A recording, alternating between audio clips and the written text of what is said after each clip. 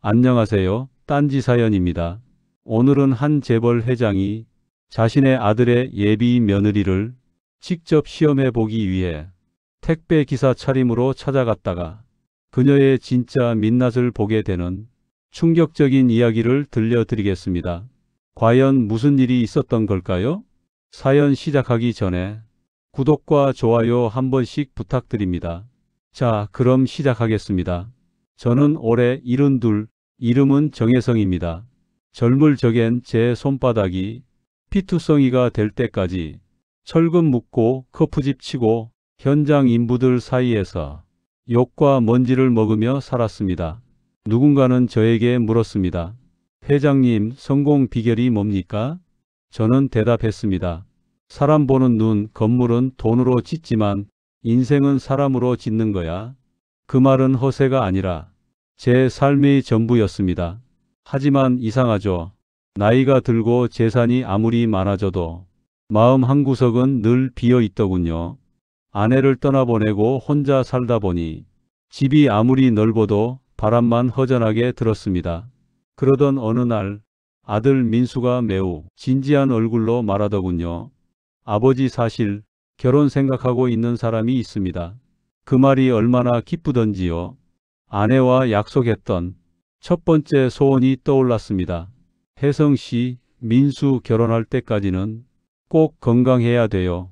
전 지키지 못했죠. 아내는 먼저 떠났고 아들은 늘 외로운 아버지를 걱정했습니다. 그래? 어떤 아가씨냐? 제가 묻자 민수는 잠시 머뭇거리더니 말했습니다. 이름은 한세라. 우리 회사 HR에서 일해요. 똑똑하고 예쁘고 세련됐어요. 저는 고개를 끄덕였습니다. 젊은 사람들은 똑똑하고 예쁜 것이 상대 장점을 말하는 가장 빠른 표현이니까요. 그런데 민수는 조금 더 낮은 목소리로 말을 이었습니다. 근데 세라가 좀 예민해요. 자기가 기죽는 상황을 되게 싫어해요. 기죽는 상황? 네, 누가 자기보다 덜 세련돼 보이거나 무례하게 보이면 금방 표정이 굳어요. 그 말이 제 귀에 계속 남았습니다. 아내는 생전에 이런 말을 했었거든요. 혜성씨, 사람은 마음의 그릇이 커야 행복해요. 그리고 며칠 뒤 아파트 경비원이 저를 보자 달려왔습니다. 회장님, 어제 어떤 젊은 여자가 오셔서 사모님 사진을 한참 보고 가셨습니다. 민수 엄마 사진을? 네. 돌아가신 사모님 로비에 걸려있는 그 결혼식 사진이요. 20분 넘게 서 계셨어요. 그 말을 듣고 가슴이 이상하게 불편해졌습니다. 도대체 아들 여자친구가 왜 죽은 아내의 사진을 20분이나 바라봤을까요? 닮고 싶어서? 비교하고 싶어서? 아니면 다른 이유? 그날 밤 저는 아내 사진 앞에 앉아 한참을 말없이 바라봤습니다. 여보, 이 아이가 어떤 아이인지 당신은 어떻게 볼까? 그리고 나는 결심했습니다. 한 번은 직접 봐야 한다. 회장이 아닌 아무것도 가진 게 없는 노인으로. 그래야 사람의 진짜 속이 보이니까요. 저는 창고에서 젊은 시절 공사장에서 입던 작업복을 꺼냈습니다. 페인트 얼룩, 시멘트 가루, 해진 소매, 아무리 털어도 먼지가 나오는 그런 옷이었습니다. 구부정한 허리로 옷을 걸쳐보니 거울 속엔 회장이 아니라 어디 동네에서 폐지 줍는 아저씨 같은 사람이 서 있었습니다. 그래, 이 정도면 됐지. 택배 상자 2개를 들고 아들 민수가 사는 고급 아파트로 향했습니다. 초인종을 띵동 눌렀습니다. 문이 아주 조금 열렸고 하얀 얼굴에 화장 고운 젊은 여자가 보였습니다. 네, 누구세요? 택배 왔습니다. 무거워서 좀 전달을. 그냥 문 앞에 두시면 돼요. 저 지금 영상통화 중이거든요. 문은 그대로 닫혔습니다. 저는 한참 동안 문틈을 바라보다가 천천히 상자를 내려놓았습니다. 그래, 모를 수도 있지. 택배기사인 줄 알았겠지. 뒤돌아 엘리베이터로 가려는데 문이 다시 열렸습니다. 이번엔 세라가 휴대폰 통화를 하며 말하더군요. 오빠, 우리 집 앞에 이런 사람들 너무 많이 와. 택배, 배달, 나 이런 거 너무 불편해. 집 분위기 흐트러져. 그 말이 심장을 툭 치는 느낌이었습니다. 그녀는 제 쪽을 힐끔 보더니 살짝 코를 찡그렸습니다. 나는 말했습니다. 죄송합니다. 그녀는 대꾸조차 하지 않았습니다.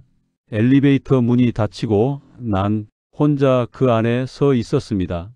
나는 이 나이 먹도록 별의별 사람 다 봤습니다. 사람을 위에서 아래로 쳐다보는 눈.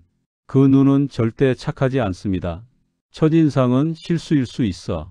다음에 한 번 더 보자. 나는 마음속으로 중얼거리며 손에 힘을 꽉 줬습니다. 며칠 뒤 저는 더 초라한 옷차림으로 두 번째 방문을 결정했습니다. 머리는 감지 않았고 얼굴도 면도하지 않았습니다. 신발은 일부러 끈을 한쪽만 풀어 질질 끌리게 했습니다. 초인종을 누르자 이번엔 민수가 문을 열었습니다. 어르신, 이 무슨 일로?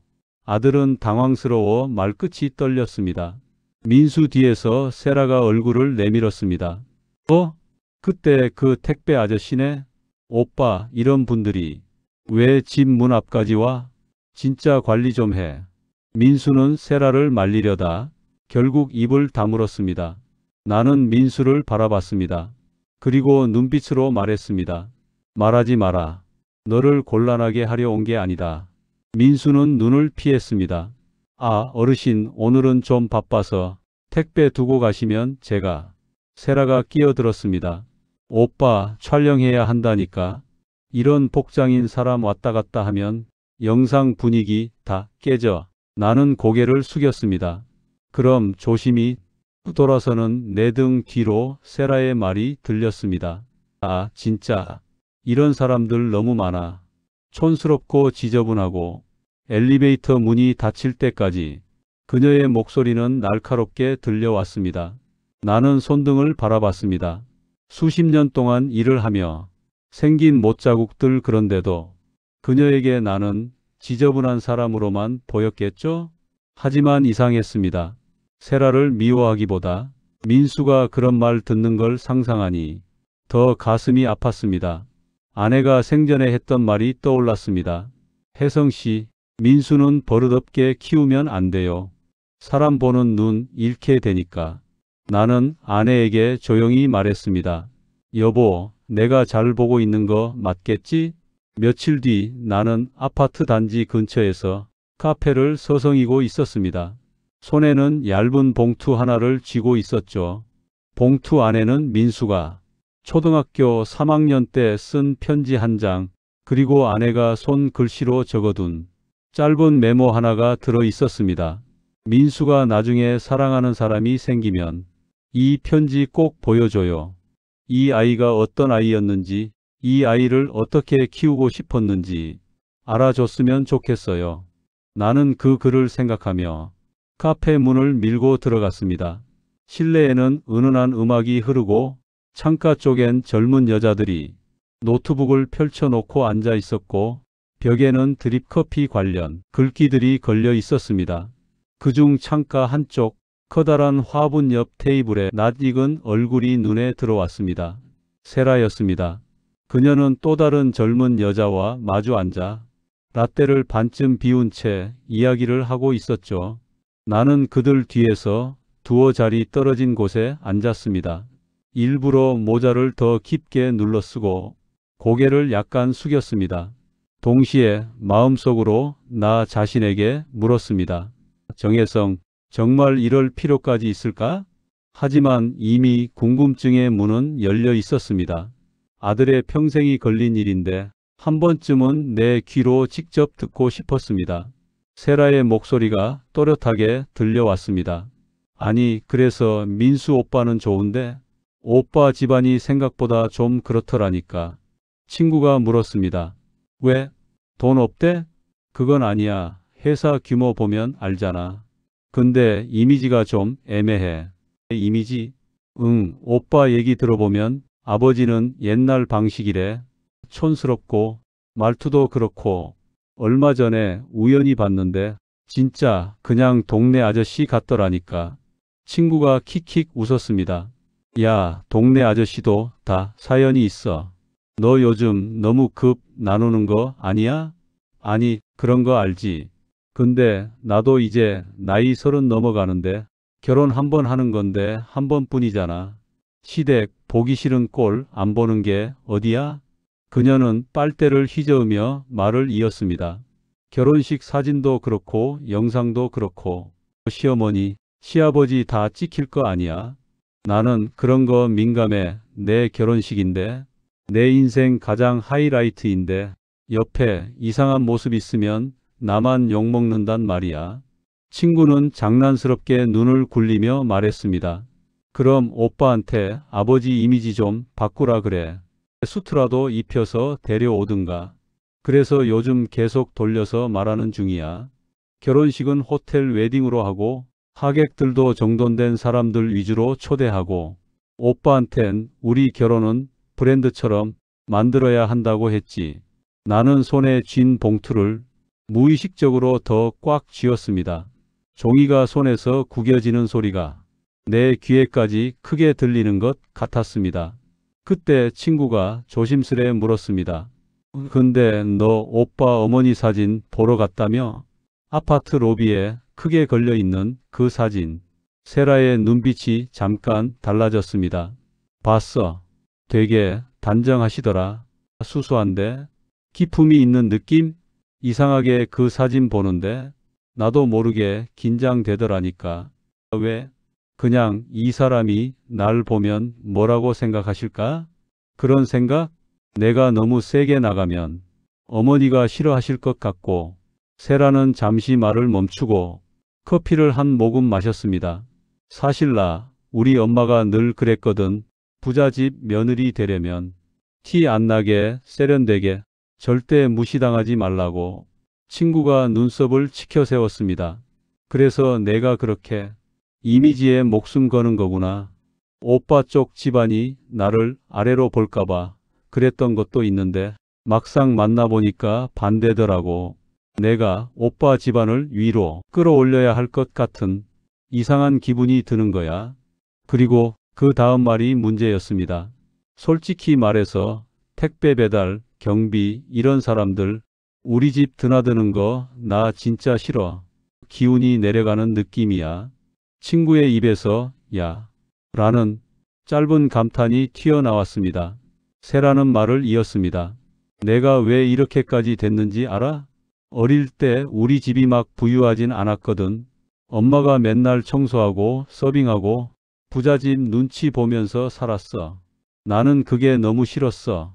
그 집 애들 우리를 아래로 보는 거 다 느껴졌거든. 그래서 결심했어. 나는 절대 무시당하는 쪽에 서지 않겠다. 그러니까 내 결혼, 내 집, 내 인생에선 그 느낌이 나는 요소를 다 잘라내고 싶은 거야. 친구가 조용히 물었습니다. 근데 세라야, 혹시 내가 지금 그쪽이 된 건 아닌지 생각해 본 적은 있어? 세라는 잠시 침묵했습니다. 그러다가 너무나도 솔직하게 말했습니다. 알아. 나도 가끔 내가 너무 지독한가 싶어. 근데 난 너무 오래 무시당하는 쪽에 있었어. 이제는 위에 있고 싶어. 나는 자리에서 천천히 몸을 일으켰습니다. 봉투는 결국 꺼내지 못한 채 다시 가슴 주머니 속으로 들어갔습니다. 카페 문을 나서는데 문 위에 붙은 작은 문구가 눈에 들어왔습니다. 사람 냄새 나는 공간. 나는 씁쓸한 웃음이 나왔습니다. 사람 냄새 참 아이러니하네. 그날 밤 민수가 집으로 찾아왔습니다. 문을 열자 평소보다 훨씬 상기된 얼굴이 보였습니다.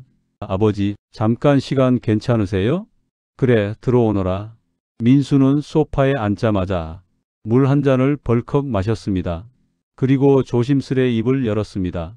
아버지, 요즘 아버지가 우리 집에 자주 오신다는 말 세라에게서 들었습니다. 그래? 네.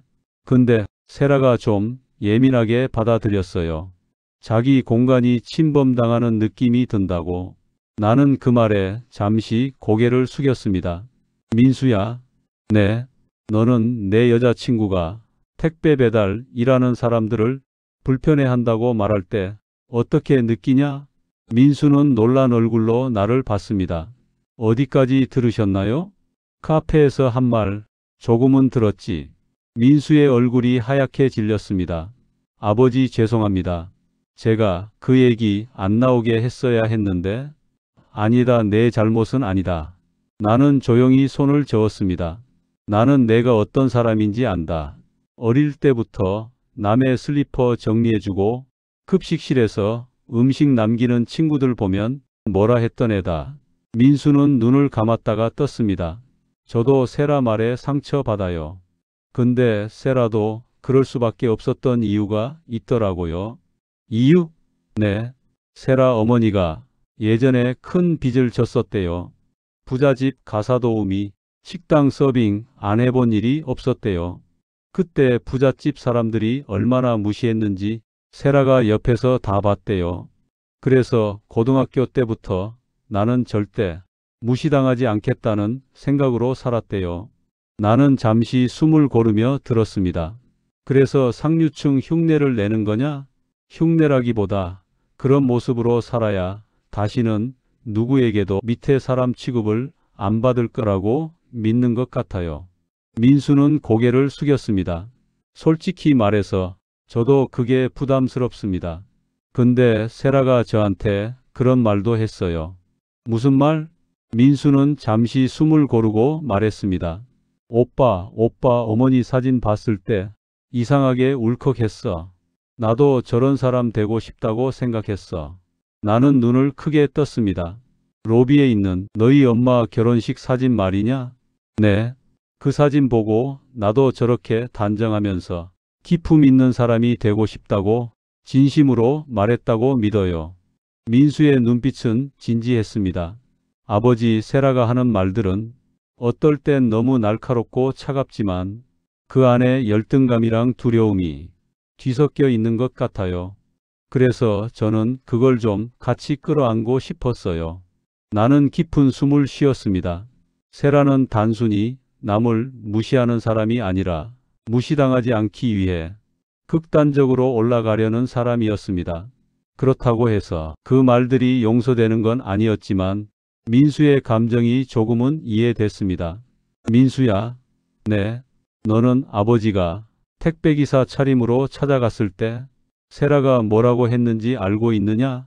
민수는 눈을 크게 뜨며 고개를 저었습니다. 어떤 말을 했는데요? 나는 그냥 웃어 넘길 수도 있었습니다. 하지만 이제는 말을 해야 할 타이밍이었습니다. 우리 집에 이런 사람 너무 많이 와. 택배, 배달, 나 이런 거 너무 불편해. 그렇게 말하더구나. 민수의 눈동자가 흔들렸습니다. 그랬습니까? 그래, 나는 그 말이 그냥 나 같은 늙은이에게 한 말이라고 생각하지 않는다. 나는 천천히 말을 이었습니다. 그건 민수야. 너의 아버지 같은 사람은 내 인생에 필요 없다. 그 말이랑 다르지 않다. 민수의 손이 떨렸습니다. 그는 한참 동안 말을 하지 못했습니다. 며칠 동안 우리는 서로 이 이야기를 더 꺼내지 않았습니다. 민수는 회사에 다녀오면 말수가 줄어들었고 나는 혼자 집에서 아내 사진만 바라보는 시간이 많아졌습니다. 그러다 어느 날 나는 결심했습니다. 말로만 해선 아무것도 바뀌지 않는다. 한 번은 끝까지 보여줘야 한다. 나는 민수를 불렀습니다. 민수야, 내 아버지, 너희가 결혼하고 살 집을 하나 준비해놨다. 민수는 눈을 크게 떴습니다. 집이요? 그래, 내 월급으로 세라 취향 맞추느라 대출 끼고 살면 너무 힘들 거다. 아버지가 도와주는 게 맞지. 민수는 손을 내저었습니다. 아버지, 그럴 필요 없습니다. 저도 제 힘으로, 내 힘으로 살아갈 수 있게 바닥을 다져주는 것뿐이야. 나는 단호하게 말했습니다.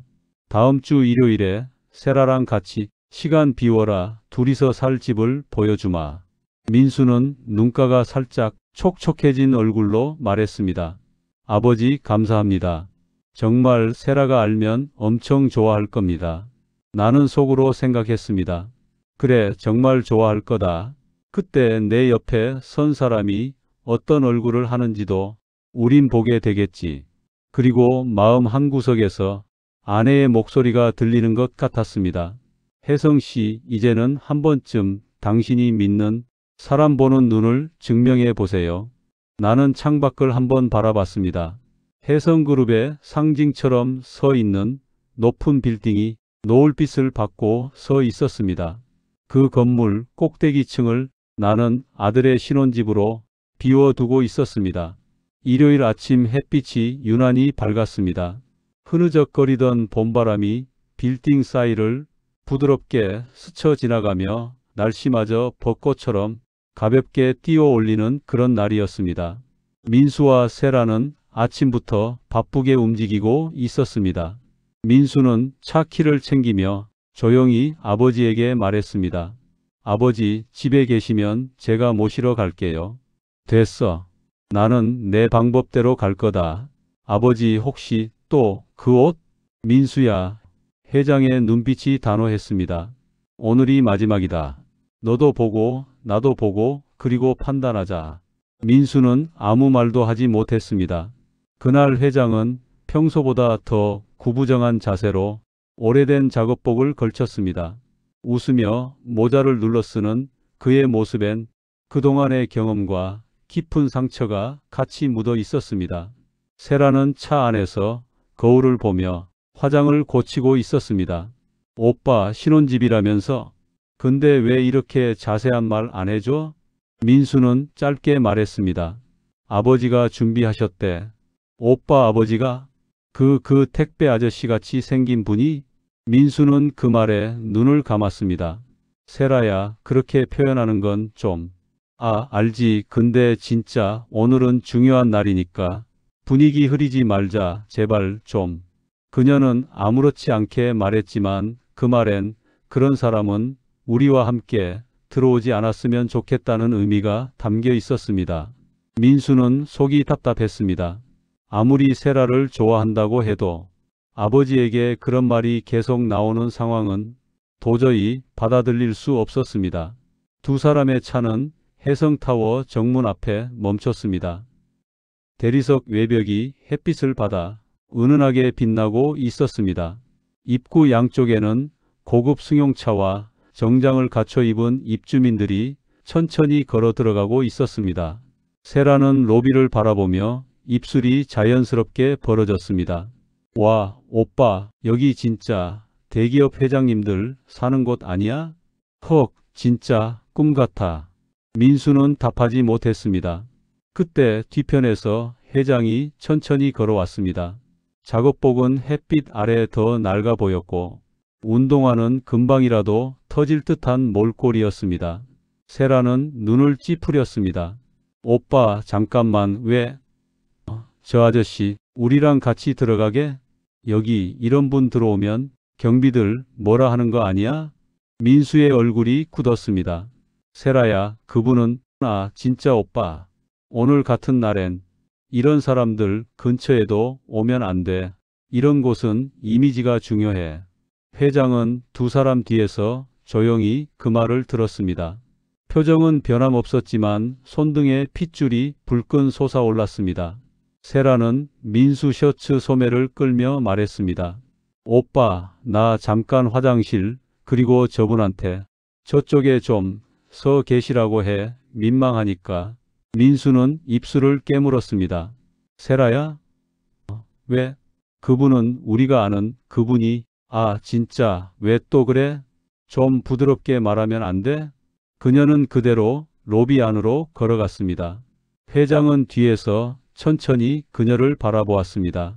로비 화장실 입구 앞에서 정장 차림의 여성 두 명이 나오고 있었습니다. 세라는 옅은 미소를 지으며 슬쩍 회장을 가리키듯 말했습니다. 이런 사람들 왜 이렇게 고급 빌딩까지 따라와? 좀 불쾌하지 않아? 진짜 수준 떨어져 보여. 그 말은 순간 공기마저 얼어붙게 만들었습니다. 여성들 중 하나가 회장을 힐끗 보더니 조용히 말했습니다. 요즘 관리가 좀 허술하네요. 세라는 그 말에 맞장구를 치며 웃었습니다. 그러니까요, 오빠 아버지가 설마 이런 모습은 아니겠지? 진짜 그런 건 싫다. 그 순간 민수의 표정은 무너져 내렸고 회장은 아주 작게 미소를 지었습니다. 그 미소는 분노도 슬픔도 아닌 결심의 미소였습니다. 그는 속으로 말했습니다. 그래, 여기까지다. 민수가 한 걸음 다가오며 떨리는 목소리로 말했습니다. 아버지 죄송합니다. 이렇게까지. 민수야. 혜성은 손을 들어 아들의 말을 막았습니다. 잠시만 기다려라. 그 목소리는 오랜 세월의 권위를 담고 있었고 민수는 그대로 입을 다물었습니다. 세라가 돌아와 말했습니다. 오빠, 이제 가자. 근데 저 아저씨는? 민수는 아무 말도 하지 않았습니다. 회장은 낡은 모자를 살짝 고쳐 쓰고 두 사람을 지나 로비 입구를 향해 천천히 걸어갔습니다. 대리석 바닥에 낡은 운동화 소리가 규칙적으로 울렸습니다. 그 순간이었습니다. 로비 정면 데스크에서 정장을 입은 남자가 회장을 보자마자 얼굴이 하얗게 질리더니 거의 뛰다시피 달려왔습니다. 회장님, 오신다고 미리 연락만 주셨으면 이 복장은? 세라와 민수는 그 말에 얼음처럼 굳었습니다. 회장님? 세라는 숨이 턱 막혔습니다. 직원은 허리를 깊숙하게 숙이며 말했습니다. 회장님, 죄송합니다. 입주민들 앞에서 이런 모습을 보이게 해서 임원 전용 라운지 준비는 완료되어 있습니다. VIP 엘리베이터 대기 중입니다. 로비 전체가 한순간에 조용해졌습니다. 경비들까지 줄지어 서서 90도로 인사했습니다. 회장님 환영합니다. 회장님 이쪽으로 모시겠습니다. 세라는 하이힐이 흔들릴 정도로 몸이 떨렸습니다. 오빠 아버지가 저 아저씨? 아니 그분이 회장님? 혜성그룹 회장님?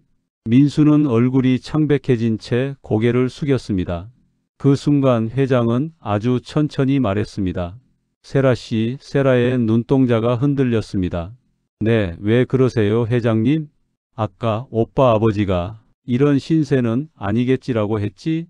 세라는 입술을 떨었습니다. 아닙니다. 그건. 맞아요. 나는 그런 신세가 아니라오. 회장은 화장실 앞에서 그녀가 했던 말까지 전부 기억하고 있었습니다. 그리고 이어지는 한마디, 그리고 이 고급 빌딩에 이런 사람이 따라온다고 했지요? 세라는 숨을 삼켰습니다. 회장은 말했습니다. 세라씨, 이 고급 빌딩의 건물주가 바로 나예요. 그 한마디에 로비가 다시 한번 숨소리마저 뚝 끊겼습니다. 세라는 그 자리에서 하이힐이 꺾이며 주저앉았습니다. 로비 전체가 숨을 삼킨 듯 조용했습니다. 세라는 주저앉은 채 말을 잇지 못했습니다. 입술이 파르르 떨리고 얼굴은 종이장처럼 하얘져 있었습니다. 회장님, 저 진짜 몰랐어요.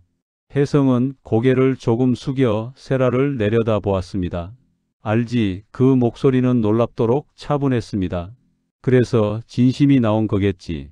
세라는 겁에 질린 채 얼굴을 감쌌습니다. 회장님, 제발 오해하신 거예요. 저 원래 그런 사람 아니에요. 혜성은 조용히 고개를 저었습니다. 세라씨, 그는 굳은 목소리로 말했습니다. 사람이 어떤 사람인지 알려면 가장 문제가 생겼을 때를 보면 됩니다. 세라는 눈을 크게 떴습니다. 사람이 편할 때는 누구나 선하고 좋아 보이지만 불편한 상황에서는 그 사람의 진짜가 나오거든. 세라는 손을 바닥에 짚었습니다. 저 정말 민수 오빠 사랑해요. 그냥 그날 기분이 그날? 혜성은 세라를 똑바로 바라봤습니다. 나는 그날 2번이나 세라 씨를 봤어요. 세라는 고개를 들었습니다. 첫 번째는 문 앞에서 그냥 두고 가세요 라며 사람으로 보지 않았을 때 세라의 입술이 떨렸습니다. 두 번째는 화장실 입구에서 이런 사람들이 왜 고급 빌딩까지 따라오냐 말했을 때 로비의 사람들이 세라를 바라보며 조용히 웅성거렸습니다. 세라는 손으로 입을 막았습니다. 그 말들이 그녀 자신도 이제 도저히 받아들일 수 없을 정도로 잔인하게 들렸습니다. 회장님, 저는 그냥 상류층에 대한 꿈이 있었고 저도 무시받고 자라서 혜성은 그녀의 말을 끊었습니다. 그렇다 하더라도 다른 사람을 밟고 올라가려는 사람을 나는 이해할 수도 용서할 수도 없어요. 세라의 눈이 새빨갛게 충혈됐습니다. 눈물이 주르륵 흘러내렸습니다. 회장님, 제가 다시는 그런 말 안 할게요. 저 노력할게요. 진짜 괜찮은 사람이 되고 싶었어요. 혜성은 그 말을 들으며 슬프게 눈을 감았습니다. 세라 씨, 네, 착한 사람은 착한 척하지 않아요. 세라는 두 손으로 얼굴을 가렸습니다. 비명 섞인 울음이 손바닥 사이로 새어 나왔습니다. 민수는 그 자리에 서 있었습니다. 회장이라는 사실이 밝혀지는 순간부터 아버지의 눈빛이 앞으로 어떻게 흘러갈지 뼈저리게 느끼고 있었습니다. 그는 떨리는 목소리로 말했습니다. 아버지, 세라가 어머니 사진을 보며 좋아했다고 말했어요. 그때는 진심이었을 겁니다. 혜성은 민수를 바라보았습니다. 그리고 아들의 어깨에 손을 올렸습니다. 민수야, 사람의 진심은 말로 판단하는 것이 아니란다. 민수의 눈가에 눈물이 맺혔습니다. 아버지의 말, 아버지의 행동, 아버지의 침묵, 모든 것이 자신을 향한 큰 가르침이었습니다. 내 어머니가 그랬지. 혜성이 말했습니다. 겉모습으로 사람을 평가하는 사람은 결국 스스로도 누군가에게 그렇게 평가받게 된다고. 민수는 더 이상 말을 잇지 못했습니다. 세라는 바닥에 무릎을 꿇은 채 두 손을 모았습니다. 회장님, 제발 한 번만 저에게 기회를 주세요. 혜성은 흔들림 없는 눈빛으로 말했습니다. 세라 씨, 네, 나는 내 아들의 인생을 당신에게 맡길 수 없어요. 세라의 눈이 완전히 무너졌습니다. 오빠, 나 진짜 사랑했어. 민수는 눈을 감고 고개를 숙였습니다. 세라야, 나도 너의 상처 이해하려고 했어. 하지만 아버지 말씀이 맞아. 세라는 고개를 저으며 울부짖었습니다. 그럼 난 무슨 가치도 없다는 거야? 혜성은 조용히 말했습니다. 가치가 없다는 게 아니고 다만 내 아들과 함께할 그릇은 아니라는 뜻이란다. 그 말은 칼처럼 정확했습니다. 잔혹하지만 누구보다 공정한 말이었습니다. 세라는 자리에서 일어나려다 다시 주저앉았습니다. 제가 변할 수 있어요. 사람은 하루아침에 변하지 않는단다. 회장님, 제발 이제 그만 돌아가거라. 그 한마디는 돌이킬 수 없는 결별의 선언이었습니다. 세라는 더는 아무 말도 하지 못했습니다. 민수는 세라가 엉망이 된 얼굴로 로비를 떠나는 모습을 그저 조용히 바라볼 뿐이었습니다. 하이힐 소리가 대리석 바닥 위에 점점 멀어져 갔습니다. 며칠 동안 민수는 회사를 쉬었습니다. 아무 말 없이 창밖만 바라보는 날도 있었습니다. 혜성은 아들에게 말하지 않았습니다. 하지만 아버지는 아들이 무엇을 생각하는지 뼛속까지 알고 있었습니다. 그리고 마침내 민수가 입을 열었습니다. 아버지, 저 잠시 회사를 그만두려고 합니다. 혜성은 물었습니다. 왜 그러느냐? 사람을 아버지처럼 보고 싶어요. 혜성은 미소 지었습니다. 그래, 그럼 나랑 같이 가자. 그날 이후 두 사람은 도시 외곽 작은 마을로 향했습니다. 혜성과 민수는 마을 회관에서 지붕을 고치고 경로당에 전등을 갈고 비 오는 날이면 찢어진 우산을 들고 뛰는 배달기사에게 따뜻한 음료를 건네기도 했습니다. 민수는 처음이었습니다. 손에 못자국이 생기고 땀이 흘러 눈이 따가운 느낌. 아버지, 이런 게 사람 사는 거네요. 혜성은 기분 좋게 웃었습니다. 그래, 사람은 힘든 자리에서 다 보이는 거란다. 민수는 조용히 끄덕였습니다. 세라가 이제는 좀 이해돼요. 어떤 것을? 그 애도 무시당하지 않기 위해 반대편 끝으로 달려갔을 뿐이에요. 방법을 몰랐던 거죠. 혜성은 하늘을 바라보았습니다. 그렇다 해도 다른 사람을 밟고 서는 건 답이 아니란다. 네, 이제 알겠어요.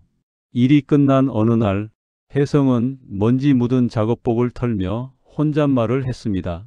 처음엔 세라가 미웠습니다. 내 아들을 무시해서가 아니라 사람을 나누어서. 그는 아내의 사진을 떠올렸습니다.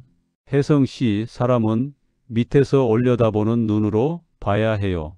혜성은 미소 지었습니다. 여보, 당신 말이 맞았어. 그리고 작은 목소리로 덧붙였습니다. 나는 이제 밑에서 올려다보며 살겠다고. 바람이 불었습니다. 작은 먼지들이 햇빛에 반짝이며 흩어졌습니다. 그 순간 혜성은 마음속의 모든 무거운 짐이 가벼워져 가는 것을 느꼈습니다. 오늘의 사연 어떻게 들으셨나요? 겉모습과 신분만으로 사람을 판단하는 마음이 얼마나 위험한지 보여주는 이야기였습니다. 진심은 결국 불편한 상황에서 드러난다는 사실, 그리고 사람의 가치는 위에서 찍어내리는 눈이 아니라 밑에서 올려다보는 마음으로 볼 때 비로소 보인다는 진리를 다시 한번 일깨워주는 하루였습니다. 지금까지 딴지 사연이었습니다. 끝까지 시청해 주셔서 감사드리고요. 다음엔 더 깊고 더 놀라운 이야기로 찾아뵙겠습니다.